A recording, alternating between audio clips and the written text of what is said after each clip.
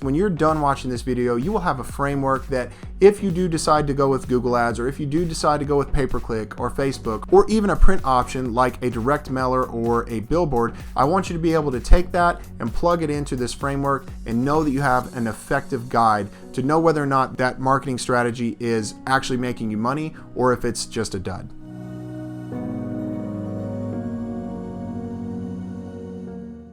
What's up, hard chargers, and welcome back to another episode of Hodgepodgepreneur with me, Kyle Miller. And on this episode, I am going to talk about how to give you a framework for an effective marketing campaign. Now, in this episode, we are not going to dive into Google Ads or Facebook Ads or pixeling or any of the specifics of it. But what I want to be able to do is when you're done watching this video, you will have a framework that if you do decide to go with Google Ads, or if you do decide to go with pay-per-click or Facebook, or even a print option like a direct mailer or a billboard, I want you to be able to take that and plug it into this framework and know that you have an effective guide to know whether or not that marketing strategy is actually making you money or if it's just a dud. So let's dive into it and talk about the first piece of our framework, which is defining your target audience. Now, you may have heard this before, you may not have. If you haven't, you're welcome. If you have heard this before, I have to wonder if anybody told you to make sure you get granular with this. So a target audience is not just something like, I want 22-year-olds to 35-year-olds. It's not just that. People, when you're selling to people, people are at different points in their life. And I think that that's usually a good place to start when trying to figure out who your target audience is. So a teenager, for example, is at a different point than a 19-year-old who just moved out of house and is going to college, and they're different than somebody who's 23 and just graduated from college, or they're all different from folks who went straight into the workforce right out of high school, and people who are getting married, people who are getting divorced, people who are having kids, people who are, planning for death. All of these are different stages in life that people are having different needs. And sometimes they don't know what those needs are and they need educated on that. Sometimes they know exactly what that need is. It's a matter of figuring out who the best vendor is. So all of that is said to say that you need to make sure that you understand who your target audience is and define that up front. Now, in newlyweds, for example, let's take those for example. Mr. Wonderful off of Shark Tank talks about how he loves newlyweds and newborns because they throw money to the wind. It is a memorable moment in life that only happens once in a lifetime, so they don't mind spending a lot of money on it. I think that's a good business strategy. But if you are going to target, let's say, the newlywed folks, what part of the newlywed process are you targeting? Are you the person who does invites? Are you the person who is there for collecting money and being able to do the registry or doing the honeymoon? What part of the newlywed process are you involved in? Which part of it is your niche and your target audience? And the reason this is important is because defining your target audience will allow you to figure out which platform you should best use in order to contact those folks, in order to get in front of those folks. Now, for example, you might find a 90-year-old on Facebook. You might find 2, 3, 4, you might find 1,000 90-year-olds on Facebook. But you may not find that 90%, 80%, 70% of 90-year-olds use Facebook. So if your target audience is 90-year-olds, what platform is it that they're using? What is the best way to contact them? So by defining your target audience, that will tell you which platform to use, and then you can start digging into how to best use that platform to reach them. Part 2 of this framework is you need to define ahead of time what a lead actually is. You need to know when you can put a tick on the board and say that was a lead. And that is both for if you're doing the marketing yourself, but that is especially for those times when you are using a third-party marketing firm in order to do your marketing for you. I'll give you a real-world example. A couple years back, we used a third-party marketing firm to help us do Facebook ads.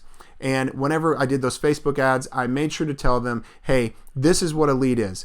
And a lead is not if we get 100,000 likes. A lead is not when we get 1 million impressions or if we get a bunch of comments or a whole bunch of followers. All of that means nothing to me if we're not actually getting leads, because leads can lead to conversions and conversions lead to actual revenue. And that revenue is what pays for these ad campaigns. So I told them, I said, a lead is somebody who clicks on something that allows us to get their information, or if they call in because they saw this. And after that, anything else doesn't matter. I don't care if you got me 1 million impressions. I don't care if you got me a lot of likes or a lot of followers or anything like that. I need leads. And then if I convert them, that's on me. So if I get 10 leads and I convert 5 of them, that's a 50% conversion ratio. So that means that if I need to sell 100 things this year, then I need to get 200 leads. and maintain a 50% conversion ratio in order to sell 100 of these things this year. This leads us to framework piece number 3, and that is, once you get a lead, where are you driving those people to?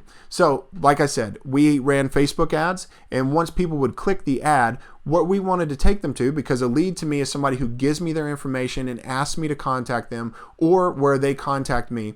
So whenever they would click our ad, it would take them to a landing page where they would be able to fill out a contact us form. And that's where they give us all their information. Sometimes you do this in exchange for something else. They call it a lead magnet. So instead of just an ad that says, hey, have you thought about life insurance? Or hey, have you thought about protecting your home with this security system? Instead of saying all of that stuff, what you do is you offer something. Have you heard of the top 5 reasons that the government should be involved in your daily life? Or have you heard of the top 5 reasons the government shouldn't be involved? And they click that link and they get this downloadable PDF in exchange for their information. And then you take that information and you obviously solicit them and you say, hey, would you like to come in and learn more about this? So you offer them something in exchange for their information. And so where are you driving them? It's important to know where you're driving them, because where you drive them makes them a lead or not a lead. Are you wanting them to watch a video? Are you wanting them to go to a landing page and fill out a contact us form? Are you wanting them to download a lead magnet in exchange for their information? What is it that you want them to do? Landing pages are awesome for this. You can send somebody to a landing page, and a landing page in short is just a separate web page that is usually only been able to get to through a specific link. It's not a part of the website, so people click a link, they get to that page, and then on that page you kind of funnel them into doing what it is that you want them to do. They can get back to your website if they click somewhere, but it's not obvious where to click, so that way they'll fill out the information and you can contact them. And that brings me to the framework piece of number 4, and that is tracking. So when you're running multiple campaigns, and you should, a marketing mix, they call it, is where you have a web going on, and it could be a billboard over here and a paid ad over here on Google and Facebook ads over here and a referral group grassroots marketing over there. And what happens is that each one of these feeds into the other, and before you know it, you have a good web out there to catch as many leads as possible. But what happens is that once you start getting 4, 5, 6, 7, 10 campaigns going all at once, you don't know which one is actually giving you the results that you want.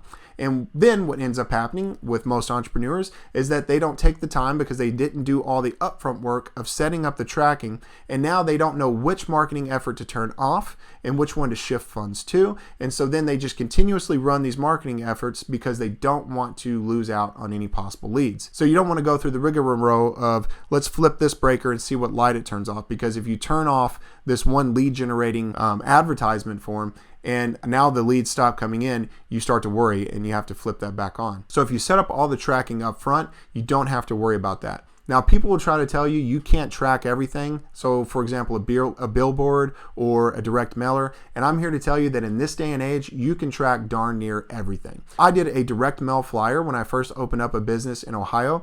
And on that direct mail flyer, I had a tracking phone number where that phone number is not located anywhere other than on that direct mail flyer. I had a link that said, www.mywebsite.com/free quote or /free.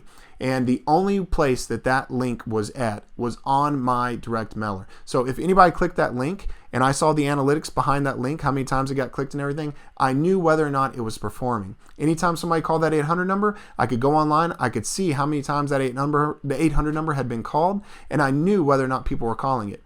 If I'm sending out these direct mailers and I'm doing it time and time again, the phone number is not getting any action, the link is not getting any action, and then when people call in, they're not telling me about it, then I know that direct mailer message at least was not the right one, or that location was not the right one. Something about that direct mailer was not the right thing to reach my target audience.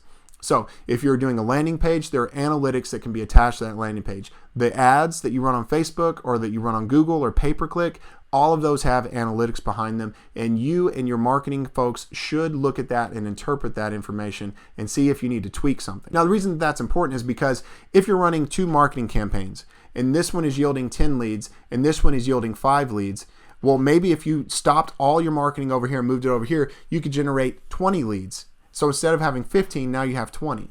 So now if you have a 50% conversion ratio, you have 10 paying customers that come out of that. And the other thing is that not every marketing effort that yields leads and you actually get conversions off of is a good one for you. So let me give you an example. I used to have a lead source where they basically would sell me and 3 other people in my career field a lead. And so that lead would get 3 phone calls all within the same hour from me and 2 of my competitors. And I paid for that lead whether I got them or not. And then whenever I would call them, it was a hard sell because they already had 2 other people whispering in their ear. And for any salesperson, that's really hard. When other sales folks get introduced, it makes it very hard to convince somebody to go with you. That makes it that much more difficult to convert that lead into an actually paying client. Whereas my Google campaigns, what that did was people clicked my link and I got their information. None of my competitors did. So then it was just me talking to them. So even though I may have only gotten 5 leads from the pay-per-click, maybe I converted 4 out of those 5. And if I got 10 leads over here on the other one, maybe I only converted 4 out of that 10. So it's a worse conversion ratio, so it's just more efficient. And that leads me to part number 5, which is, do you continue these marketing efforts? So like I said, you're looking at what a lead is, how many leads did that generate, and then how much of that did you convert. So once you know how many leads you generated from that, and you know how much money you spent, you can figure out how much each lead cost you. So let's say that you spent $10 and you got 10 leads. That's $1 per lead. And let's say out of those 10 leads, you only converted 1 person. That means that 1 conversion cost you $10. You paid $10 to get 10 leads, and out of those 10 leads, you converted 1 person. That's not a good conversion ratio. That is a 10% conversion ratio. So you either have to up your sales game and do a better job selling, or you have to find warmer leads, meaning that you have to find a different platform where once these leads come to you, if you get 10 leads, then you can convert 5 of them because they're already warmed up to the idea of going with you prior to you ever talking to them. So it just makes it easier on you. Again, it's a more efficient way. And that's really the name of the game when it comes to marketing. You want to know, can you generate leads and can you convert these leads because they are already warm to the fact of contacting you and having you contact them? And is the amount that you paid out worth the amount that you're bringing back in? And if it's not, then you should turn off and turn on and switch it around. So going back through it, you're going to want to define your target audience because that will help you figure out which platform you need to use in order to contact that target audience, and make sure you get granular with it.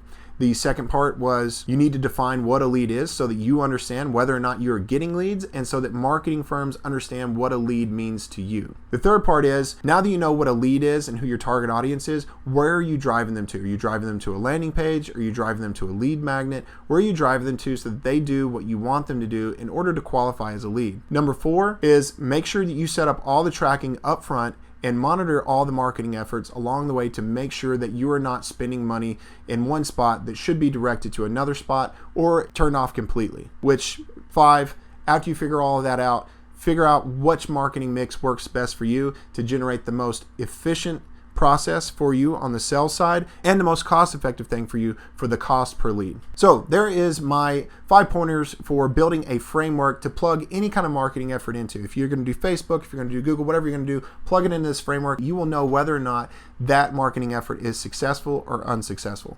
And if you like this, give me a thumbs up. And if you disagree with it, let me know in the comments. Let me know what you would add to the framework if you were building it out, or if you think that I missed anything. If you want me to get more granular with some of this stuff, like a landing page and tracking links and stuff like that, let me know in the comments below. Also, don't forget to subscribe because I got to feed my kids, and make sure that you hit the bell so you get the notifications because you don't want to miss this pretty face. So I'll see you on the next episode of Hodgepodgepreneur. Keep charging hard, hard chargers.